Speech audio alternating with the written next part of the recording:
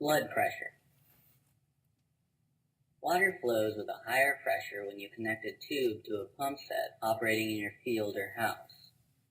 Also, the tubes burst open if the pressure is very high. Similarly, when the heart pumps blood into systemic aorta or into the pulmonary trunk, the blood flows with pressure in the blood vessels.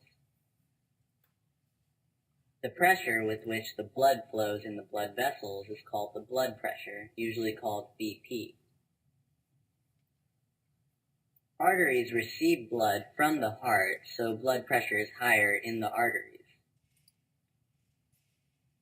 The blood pressure gradually decreases as blood flows into capillaries. When this blood is collected into veins, blood pressure is greatly reduced. So, blood pressure is less in the veins when compared to the arteries. Blood pressure is measured by doctors using an instrument called the sphygmomanometer. Blood pressure levels are written in the form of 120 by 80. This is normal blood pressure. The numerator 120 represents systolic pressure and the denominator 80 represents diastolic pressure. During the systolic, when the ventricles contract, the blood is pumped into the arteries.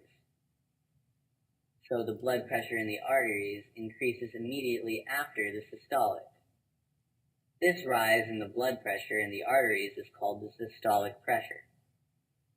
When the diastolic occurs, more blood is pumped by the heart. The blood vessels return to the normal diameter and maintain blood pressure at a lower level. This is diastolic pressure. Hypertension or high blood pressure. In some people, the blood pressure will be very high, more than the usual 120 by 80. Such a condition is called hypertension, usually called high BP. One of the reasons for this is the blocking of arteries by cholesterol.